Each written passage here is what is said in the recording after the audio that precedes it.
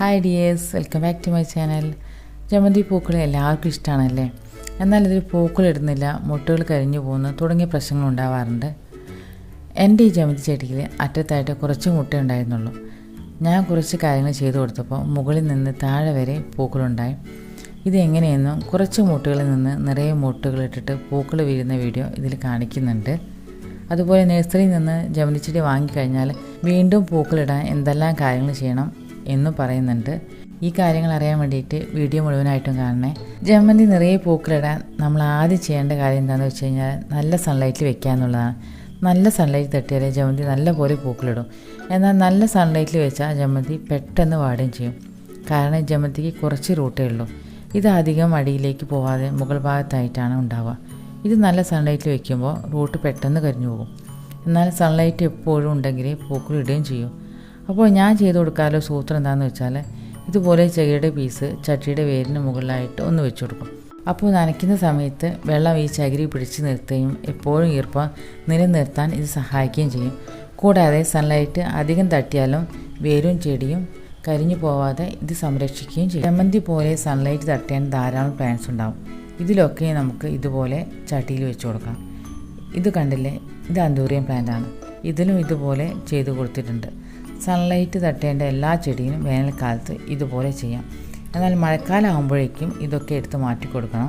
കാരണം മഴക്കാലത്തും ഇത് ഒഴിവാക്കിയില്ലെങ്കിൽ ധാരാളം ഈർപ്പം ഇരുന്നിട്ട് ചെടി ചീഞ്ഞു പോകും. ഇനി രണ്ടാമതായിട്ട് ചെയ്യേണ്ട കാര്യം എന്താണെന്ന് വെച്ചാൽ വളമാണ്. ഞാനിതിന് മുട്ടത്തോടും ചായ തിളപ്പിച്ച് കഴിഞ്ഞിട്ടുള്ള വേസ്റ്റൊക്കെ ഇട്ട് കൊടുക്കാറുണ്ട്. അതുപോലെ സവാളയുടെ തൊലിയും. ഇത് നല്ലൊരു വളമാണ്. ഇനി അതല്ലെങ്കിൽ ഇതെല്ലാം വെള്ളത്തിലോ പഴങ്കഞ്ഞി വെള്ളത്തിലോ ഇട്ട് വെച്ചിട്ട് ഒരു 3-4 ദിവസത്തിന് ശേഷം ഇരട്ടി വെള്ളം ചേർത്തിട്ട് ലിക്വിഡായിട്ട് ഒഴിച്ചു കൊടുക്കാം. ഞാൻ ഇതെല്ലാം ചെയ്ത് കൊടുക്കുന്നതിന് മുമ്പ് കുറച്ച് മുട്ട ഇതിനറ്റത്തായിട്ടുണ്ടായിരുന്നുള്ളൂ. നല്ലപോലെ വെയിലത്ത് വെച്ച് ഇതുപോലുള്ള വളമെല്ലാം ചേർത്ത് ചകിരിയുടെ തൊണ്ട് വെച്ച് നനച്ചു കൊടുത്തതിന് ശേഷമാണ് ധാരാളം മുട്ടുകൾ ഇതുപോലെ മുകളിൽ നിന്ന് അടിവരെ വരാൻ തുടങ്ങിയത്. ഇതുപോലെ ചകിരി വെച്ച് കൊടുത്തിട്ടും ഇതിൻ്റെ വേരുകളിൽ നിന്നും തൈകൾ പൊട്ടി മുളയ്ക്കാതെ ഇരുന്നിട്ടുമില്ല. ധാരാളം തൈകൾ വീണ്ടും വരുന്നുമുണ്ട്. പുതുതായിട്ട് വരുന്ന ഈ തൈകൾ നമുക്ക് വേണമെങ്കിൽ മാറ്റി നട്ട് പുതിയ തൈകൾ ഉണ്ടാക്കാം. ഇതുപോലെ നല്ല പോലെ സൺലൈറ്റ് തട്ടിച്ചിട്ട് എല്ലാ മാസവും ലിക്വിഡായിട്ടുള്ള ഏതെങ്കിലും ഫെർട്ടിലൈസറും ചെയ്ത് കൊടുക്കുകയാണെങ്കിൽ തീർച്ചയായിട്ടും ജമന്തിയിൽ ധാരാളം പൂക്കൾ കാണാം. ഈ നഴ്സറിയിൽ നിന്ന് തൈകൾ കൊണ്ടുവന്ന് വെച്ചാൽ എന്തെല്ലാം കാര്യങ്ങളാണ് ചെയ്യേണ്ടത് എന്ന് നമുക്കൊന്ന് നോക്കാം. നഴ്സറിയിൽ നിന്ന് ചെടികൾ വാങ്ങിക്കഴിഞ്ഞാൽ 10 ദിവസം വരെ ചട്ടിയിൽ വെച്ച് അതിനുശേഷം റീപോർട്ട് ചെയ്ത് കൊടുക്കാം. നല്ല ഇളക്കമുള്ള മണ്ണ് വേണം. വെള്ളം നല്ലപോലെ വാർന്നു പോകുന്ന ഇതുപോലെ ചട്ടിയിൽ നല്ല ഡ്രൈനേജ് ഹോളും വേണം.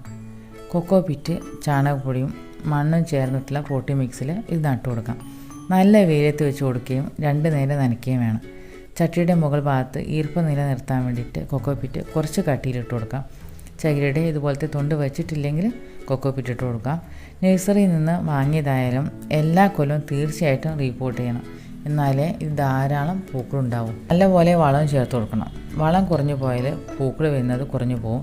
നിറയെ ബ്രാഞ്ചസ് മാത്രമേ ചെടിയിൽ കാണുള്ളൂ.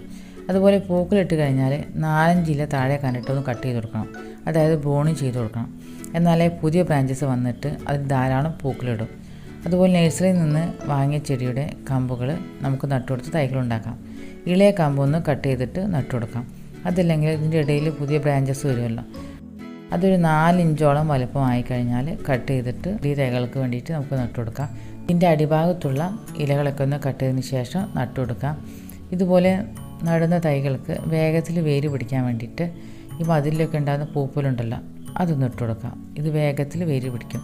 ഇത് നല്ലൊരു വളം കൂടിയാണ്. ഇനി തൈകൾ വേര് പിടിച്ച് 4 ഇഞ്ചൊക്കെ ആയി കഴിഞ്ഞാൽ തലഭാഗം ഒന്ന് കട്ട് ചെയ്ത് കൊടുക്കാം. അപ്പോൾ പുതിയ ശിഖരങ്ങൾ വന്നിട്ട് പ്ലാന്റ് നല്ല ബുഷായിട്ടും ഹെൽത്തി ആയിട്ടും വളർന്നു വരും. നിറയെ പൂക്കളിടുകയും ചെയ്യും.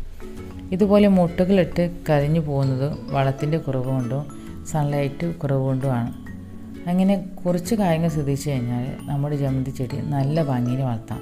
അപ്പോൾ ഇന്നത്തെ വീഡിയോ നിനക്ക് ഹെൽപ്ഫുൾ ആവുകയാണെങ്കിൽ ഷെയർ ചെയ്യാൻ മറക്കരുതേ. സബ്സ്ക്രൈബ് ചെയ്യാത്തവരാണെങ്കിൽ അതുകൂടി ഒന്ന് ചെയ്യണേ. ഇതുപോലെ നിങ്ങൾക്ക് ഹെൽപ്ഫുൾ ആയിട്ടുള്ള വീഡിയോ ആയിട്ട് ഞാൻ വീണ്ടും വരാം അടുത്ത വീഡിയോയിൽ. ബൈ.